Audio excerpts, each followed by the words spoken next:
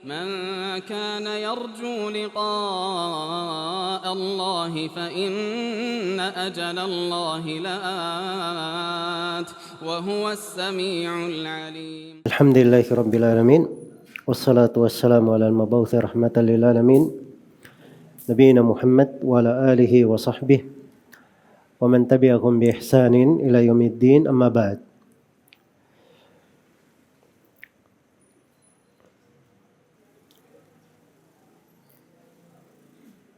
Baik, ini dari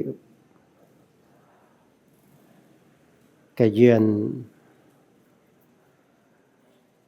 hari Jumat tanya jawab. Kita bersyukur kepada Allah Subhanahu wa taala atas segala kemudahannya dan segala karunia yang diberikan kepada kita. Semoga dengan kembalinya berjalan kegiatan-kegiatan ini menjadi sebab untuk kita semua lebih mendekatkan diri kepada Allah Subhanahu wa taala, kembali kepadanya, banyak bermuhasabah, dan menjadi kunci keberkahan untuk kita semua dalam kehidupan ini. Dan semoga hal itu juga menjadi sebab kita lebih bertakwa kepada Allah dengan menjalankan segala perintahnya, meninggalkan segala larangannya, dan kita membawa kebaikan untuk manusia.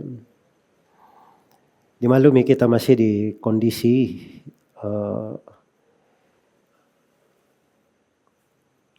menghadapi pandemi. Jadi untuk protokol kesehatan dan menjaga jarak, harap hal tersebut diperhatikan oleh seluruh kawan-kawan yang hadir di dalam pertemuan-pertemuan ini. Baik, di awal kajian kita kembali kepada tanya jawab di Jumat pagi ini. Ini berbeda dengan biasanya. Karena dulu biasanya kita langsung menjawab pertanyaan-pertanyaan. Kalau sekarang ini mungkin kita akan mulai beberapa menit dengan membaca 1 atau 2 halaman dari kitab Al-Mulakhas fi Syarhi Kitab Tauhid. Al-Mulakhas, ringkasan penjelasan kitab Tauhid yang terdiri dari ayat-ayat dan hadits-hadits Rasulullah sallallahu alaihi wasallam terkait dengan tauhid. Dan tauhid ini, ikhwani fillah, rahimani wa rahimakumullah, itu pokok harta kita. Dan itu adalah kunci kebahagiaan kita di dunia dan di akhirat.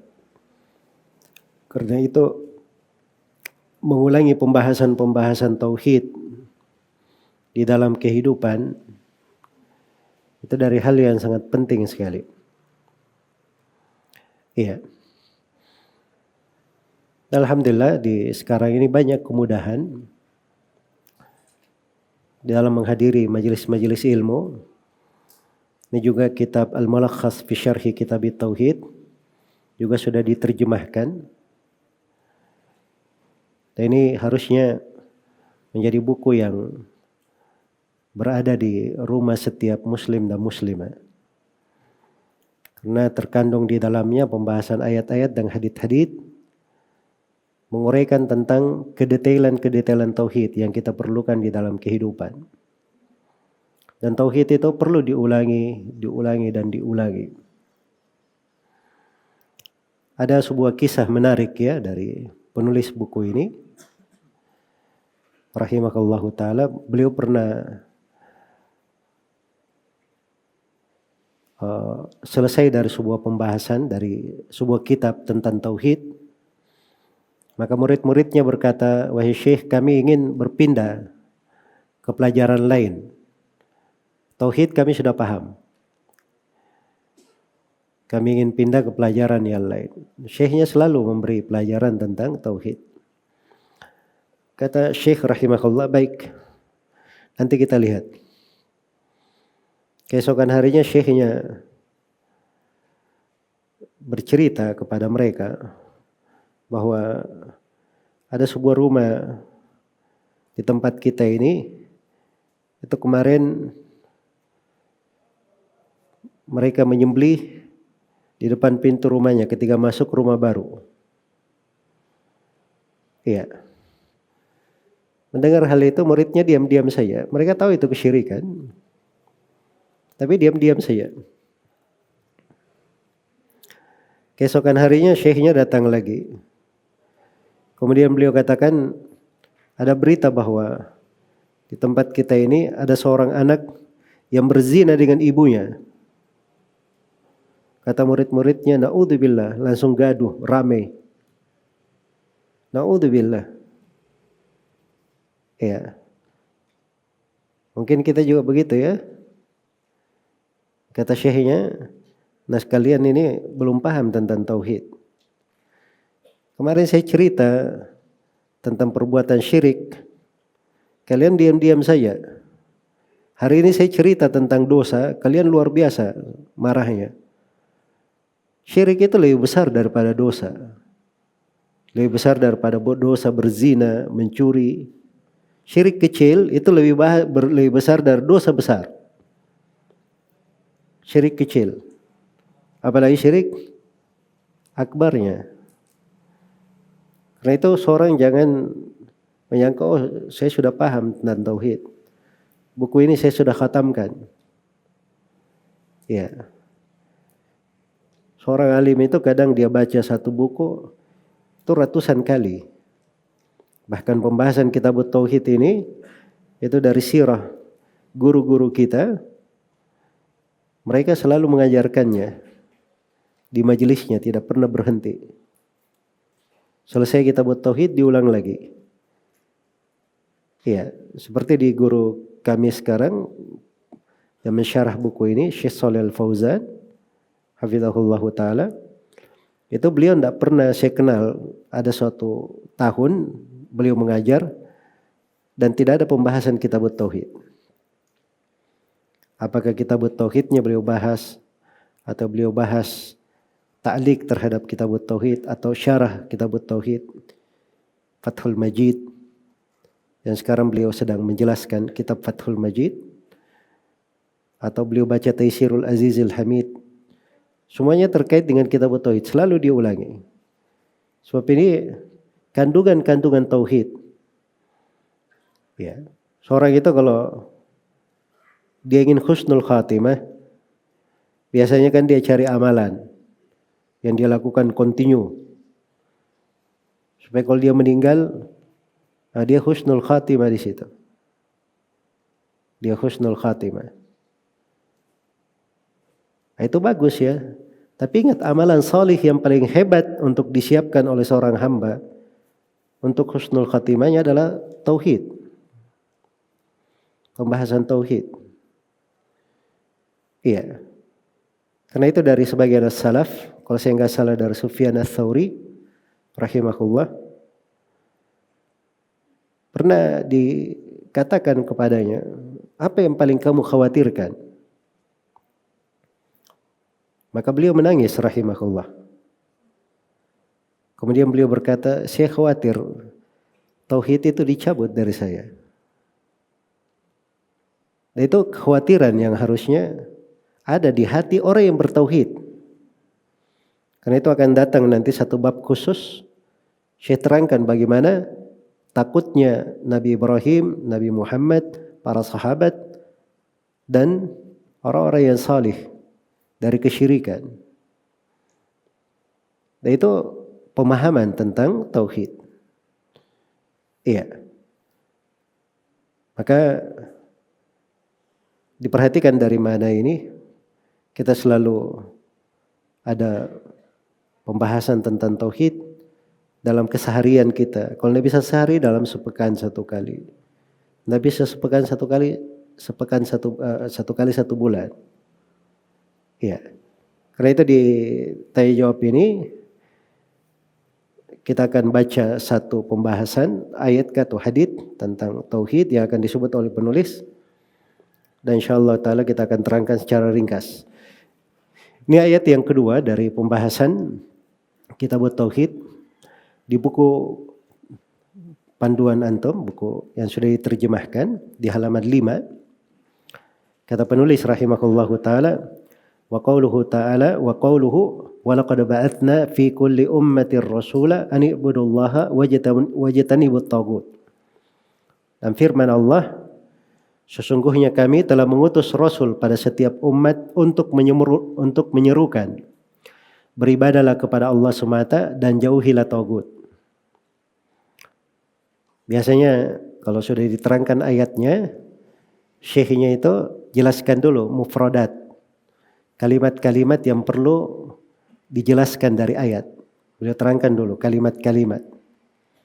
Setelah itu beliau jelaskan makna global dari ayat. Setelah itu beliau terangkan hubungan antara ayat dengan pembahasan di bab ini. Kemudian beliau terangkan faidah-faidah yang terkait dengan ayat. Itu metodologi Syekh Shalih Al-Fauzan dalam menjelaskan ayat-ayat dan hadits-hadits seputar tauhid di dalam buku ini. Baik. Walaqad ba'atna, kata beliau, ba'atna kami mengutus. Ba'atna arsalna. Iya. Ada hal yang bagus ya disebut oleh sebagian ahli tafsir. Al-ba'ats itu kalau dalam bahasa Arab, akar katanya itu dari sesuatu yang mati hidup. Mati hidup. Karena itu hari kebangkitan itu disebut sebagai apa? Yaumul Ba'ats. Yaumul Ba'ats. Karena dari mati dihidupkan. Ya. Nah ini kita bisa pahami makna ya, bahwa keberadaan seorang Rasul itu kehidupan untuk manusia. Kehidupan untuk manusia. Menghidupkan ruh mereka. Menghidupkan jiwa mereka. Dan itulah kehidupan yang sebenarnya. Makanya para pewaris Nabi, yaitu para ulama, mereka adalah orang-orang yang menghidupkan manusia. Mengajak manusia kepada kehidupan. Itu hakikat harus dipahami ya. Supaya kita paham besarnya nikmat diutus kepada kita seorang Nabi, yaitu Nabi Muhammad SAW, dan besarnya nikmat untuk umat Islam ini ketika ada para ulama di tengah mereka. Ada orang-orang yang berilmu di tengah mereka. Kemudian kata kulla ummatin wala ba'atna fi kulli ummatin. Kulli ummah, kata beliau, kulli ta'ifah wa qarnin wa jilin minan nas. Setiap umat artinya setiap kelompok atau kurun waktu atau generasi dari manusia. Ya, karena kata umat itu satu kata tapi punya banyak makna ya. Punya banyak makna. Dan di antara maknanya, satu umat artinya satu kelompok, satu generasi, kurun waktu dari manusia. Rasulan, kata beliau, ar-rasul man uhiya ilaihi bisyara' wa amira bitablighihi. Rasul adalah seorang yang suatu syariat diwahyukan kepadanya dan diperintahkan untuk menyampaikan syariat tersebut kepada umatnya. Ini definisi populer tentang definisi ar-rasul yang berjalan. Iya, dan ada banyak pembahasannya terkait dengan definisi perbedaan nabi dan rasul itu apa. Tapi yang paling pokoknya yang membedakan antara nabi dan rasul, kalau seorang nabi itu dia diutus dengan kitab baru. Diutus dengan sebuah kitab.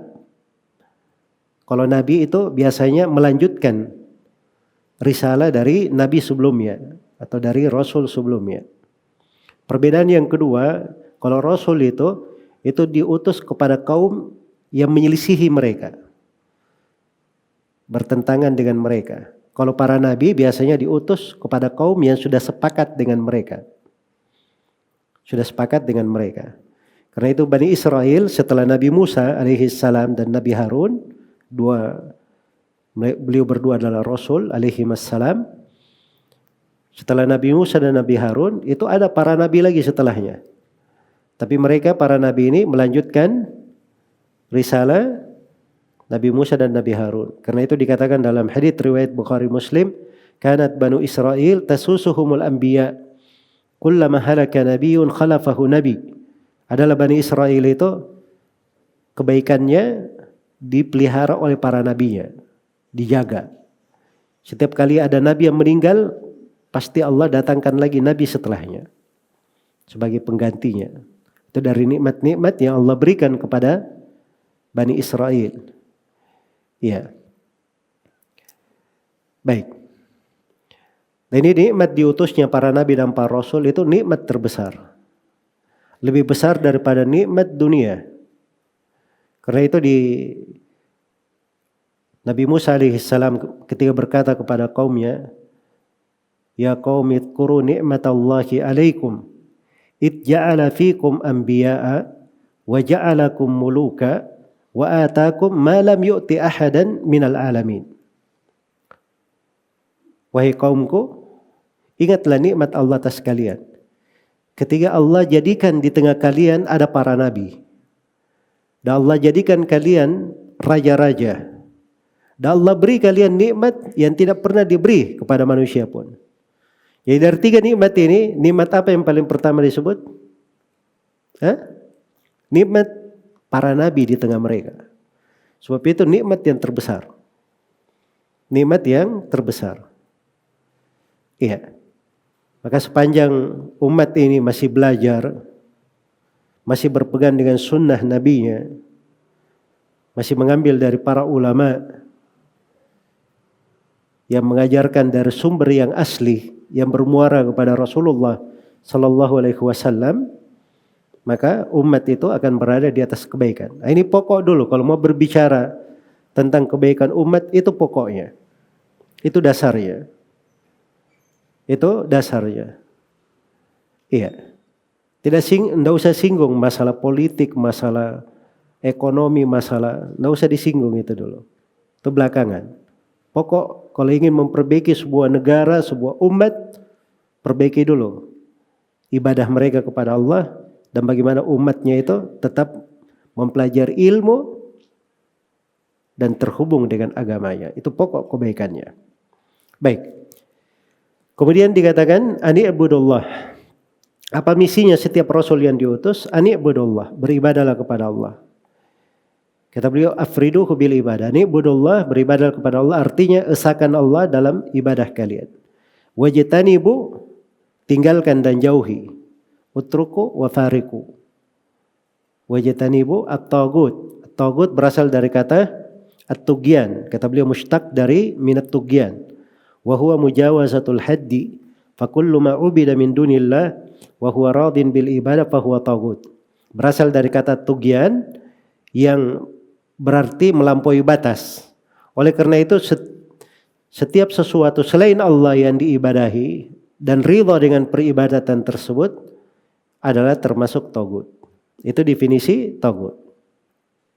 Ya, tagut itu dari kata tugyan, ya, melebihi. Ya, ketika sesuatu itu sudah melebihi batasannya, itu tugyan namanya. Maka segala hal yang melebihi batasan, itu disebut tagut. Nah, karena itulah orang yang beribadah kepada selain Allah, ini melebihi, keluar dari batasan ibadah. Iya, keluar dari haknya. Dan dia ridha dengan ibadah itu. Nah, maka itu disebut tagut. Itu disebut tagut. Jelas ya? Baik, ini diantara makna dari tagut yang mungkin akan ada uraiannya lebih mendalam tentang hal tersebut di bab-bab atau di hadits-hadits yang akan datang. Baik, kemudian makna ayat secara global.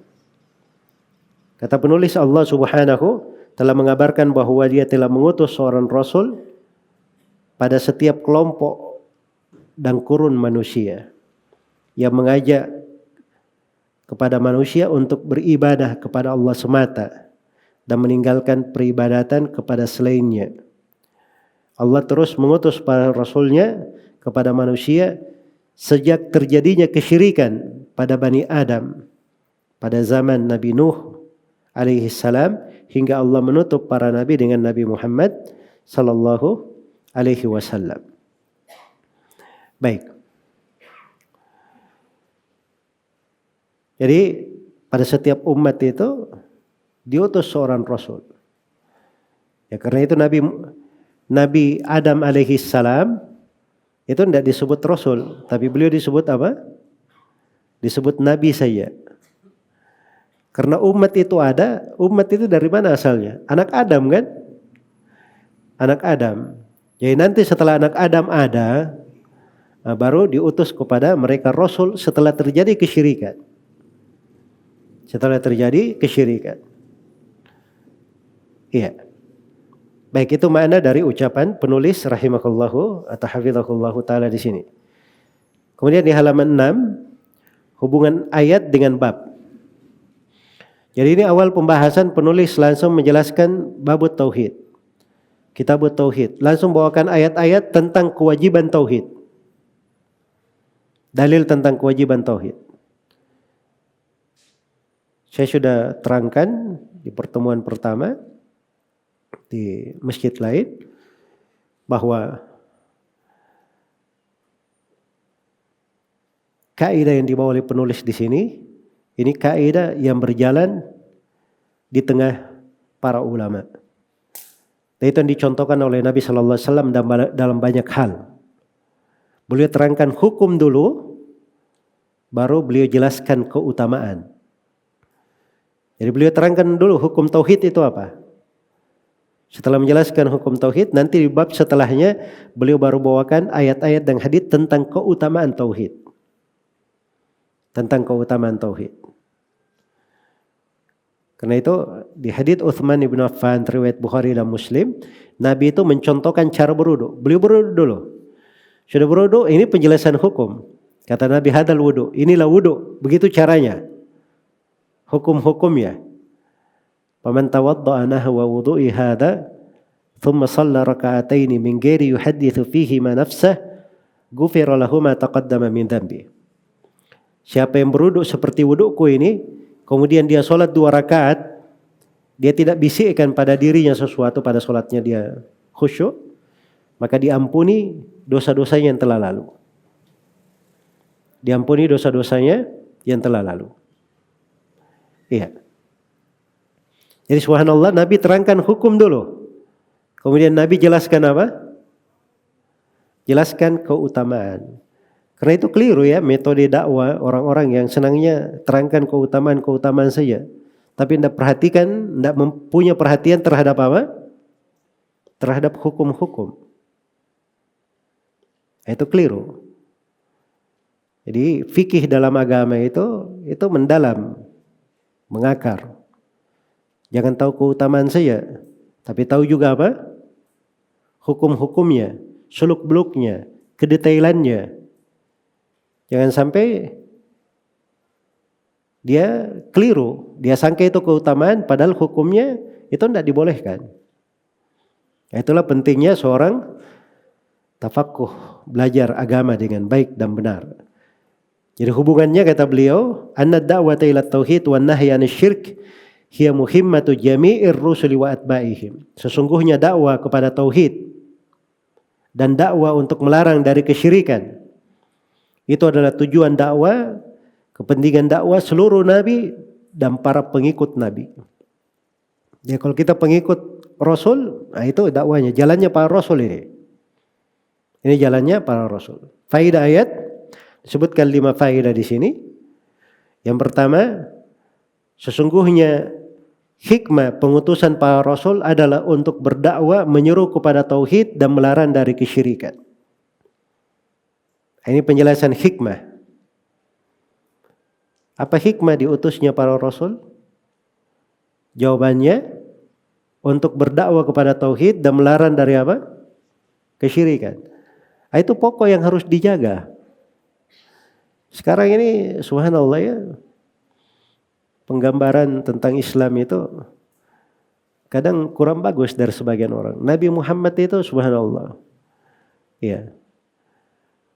Itu dibahasakan macam-macam oleh orang-orang ya. Tergantung bidang ilmu yang dia tekuni. Wah ini dia lihat Nabi Muhammad, oh kepala negara yang paling hebat. Nabi Muhammad, oh pebisnis yang paling lihai. Nabi Muhammad, oh beliau ahli strategi yang paling handal. Nabi Muhammad, dokter yang paling mumpuni. Ini namanya kita keluarkan tugas beliau yang pokok.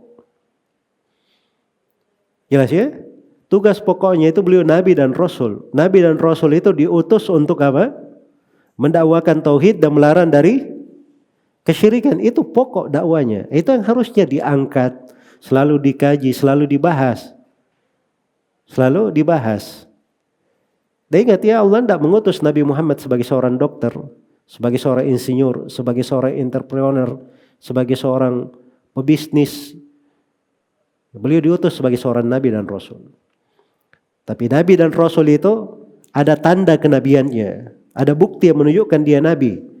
Makanya Nabi Muhammad itu berbicara tentang dasar-dasar kedokteran yang seluruh siapapun yang belajar ilmu kedokteran setelah beliau tahu bahwa yang diucapkan oleh Nabi itu benar. Itu mukjizat namanya. Dari tanda kerasulan beliau. Jelas ya, tapi beliau bukan dokter.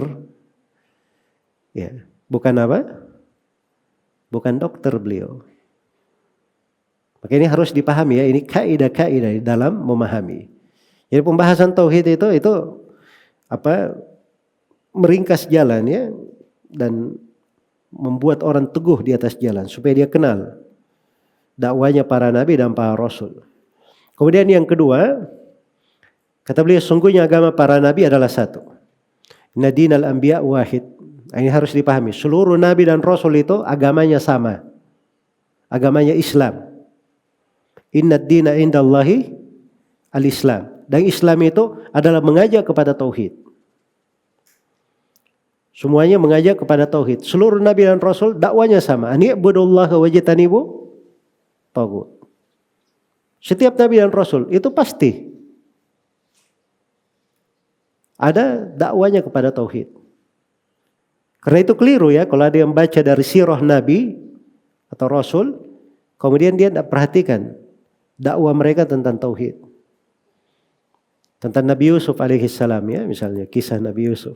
Selain kita baca satu surah khusus dalam Al-Quran. Kadang yang keluar setelah baca sirah itu banyak, Masya Allah, kebaikan, manfaat dia pelajari. Tapi mana pengertian mereka bahwa Nabi Yusuf ini mengajak kepada tauhid. Dan itu ada di kisah Nabi Yusuf. Ditanya tentang mimpi, Nabi Yusuf sebelum menjawab mimpinya, diajari dulu tauhid. Wattaba'tu millata abai Ibrahim wa Ishaq wa Yaqub. Ma kana lana an nusyrika billahi min syai'. Dzalika min fadlillahi alaina wa 'alan nasi walakin aktsaran nasi la ya'lamun. Itu ucapan Nabi Yusuf. Saya ikuti agama ayah-ayahku, kakek-kakekku. Nabi Ibrahim, Nabi Ishaq, Nabi Yaqub. Ini para nabi semuanya. Apa agama mereka? Tidak pantas kami berbuat kesyirikan, mempersekutukan Allah dengan suatu apapun.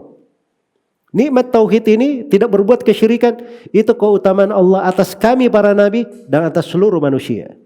Tapi banyak manusia yang tidak mengetahuinya. Itu ada di dakwanya Nabi Yusuf alaihissalam. Kalau kita masuk ke dalam rincian, jelas ya?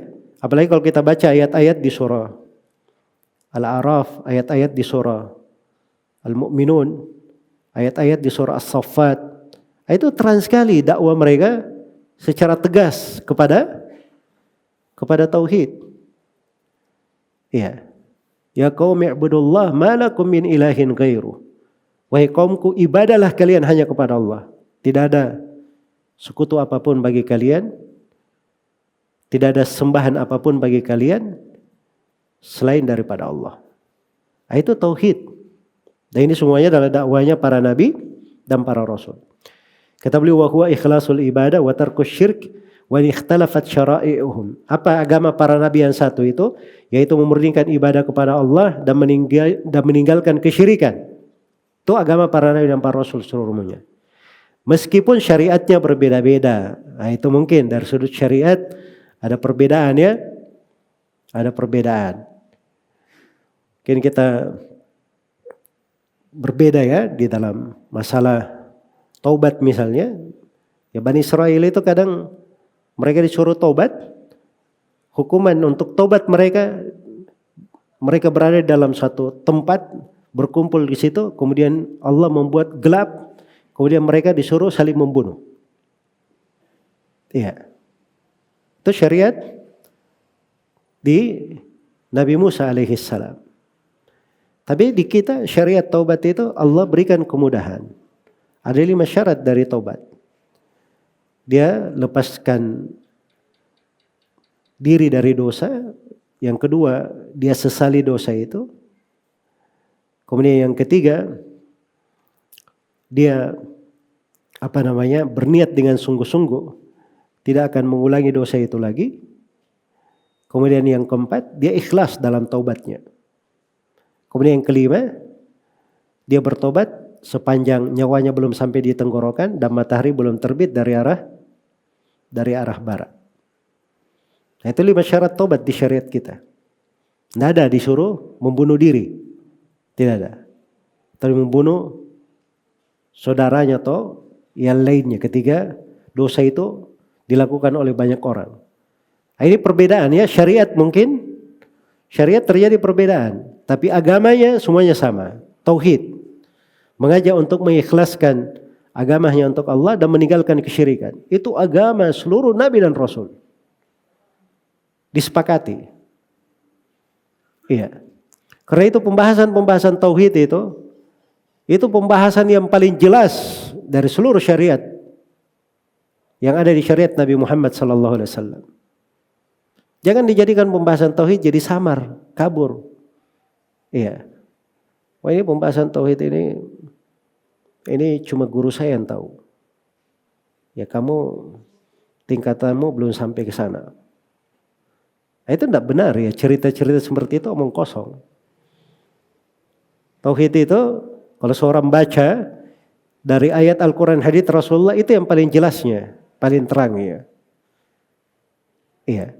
Makanya itu harusnya menjadi apa? Pusat perhatian kita. Yang ketiga, bahwa risalah tauhid ini berlaku untuk setiap umat dan hujjah telah tegak bagi seluruh umat.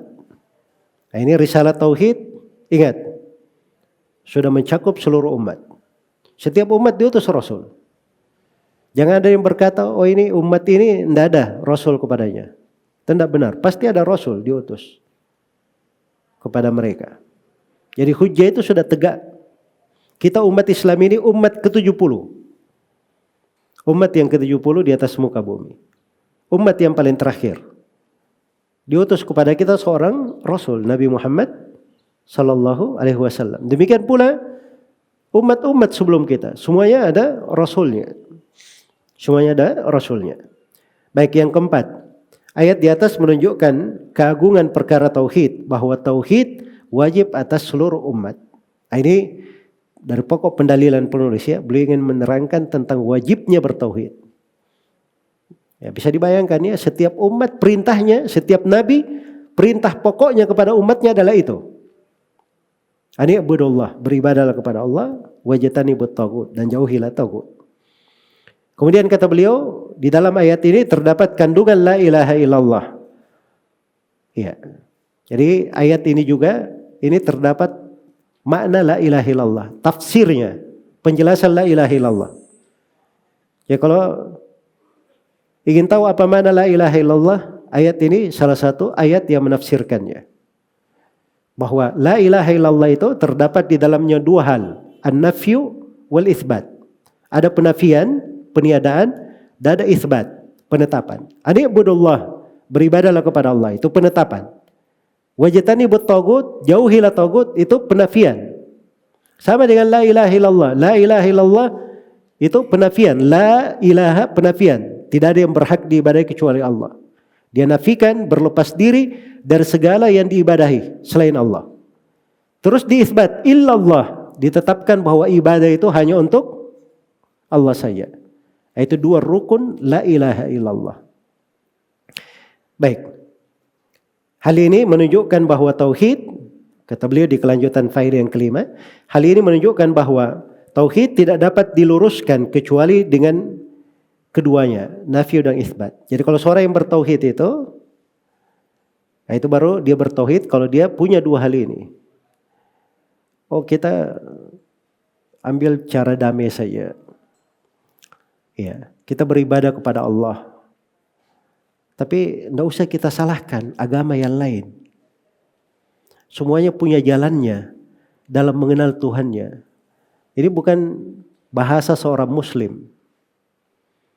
Seorang muslim tidak berucap seperti itu. Seorang muslim itu la ilaha illallah, dua hal di dalamnya. Itu baru benar keislamannya. Dia menetapkan bahwa yang diibadahi hanya Allah. Kemudian yang kedua, dia harus berlepas diri dari segala yang diibadahi selain daripada Allah. Dia kafir kepada segala yang diibadahi selain daripada Allah. Itu dua. Baru disebut Islam. Faman yakfur bit-taghuti wa yu'min billah faqad istamsaka bil urwatil wuthqa. Berpegang dengan tali Islam yang kuat, itu dua syaratnya. Siapa yang kafir kepada tagut, beriman kepada Allah. Jelas ya? Itulah makna la ilaha illallah. Jangan rubah-rubah maknanya. Ada yang lagi satu miskin ya. Kan di dalam Al-Quran dikatakan lakum dinukum waliyadin. Untuk kalian agama kalian dan untuk saya agamaku. Makanya inilah jangan terlalu ekstrim. Ya Masya Allah, pintar sekali kalau bicara. Baca ayat surah, ambil ayat terakhir saja. Coba baca dari awal surah juga, saya dengar. Kalau ada yang berdalil seperti itu, ya diingatkan aja, Pak, masih sadar? Masih? Baik, silahkan baca dari awal surah. Qul ya ayyuhal kafirun la a'budu ma ta'budun. Ya wahai orang-orang kafir, saya tidak akan mengibadahi apa yang kalian ibadahi. Baca saja dari awal. Jadi itu lakum dinukum waliyadin, untuk kalian agama kalian dan bagiku agamaku. Itu bukan pernyataan silahkan memilih, tidak. Itu pernyataan berlepas diri namanya. Jadi kalau diambil konteks itu tidak sesuai dengan makna ayatnya, apalagi dia tidak mengerti dakwahnya para nabi dan para rasul, itu ada orang-orang yang menyimpang seperti itu. Ya, amburadul cara berdalilkannya. Ya, nanti setelah itu dia lihat lagi, karena ini satu halaman surah Al-Kafirun, lihat halaman sebelumnya. Oh ini bahaya juga kalau kita sholat. Loh kenapa Pak? Kan itu di ayat dikatakan, fawailul lil musallin, celakalah orang-orang sholat. Ya itu baca satu ayat, coba Bapak baca kelanjutannya. Kan orang sholat jenis mana yang dibilang bahaya, celaka? Alladzina hum an sholatihim sahun, alladzina hum yura'un. Nah, itu dua sifat. Orang yang lalai dalam sholatnya, orang yang riak dalam sholatnya, itu yang celaka. Bukan orang sholat semuanya. Nah, ini karena mengambil pendalilan sepotong-sepotong akhirnya berakibat seperti itu. Baik.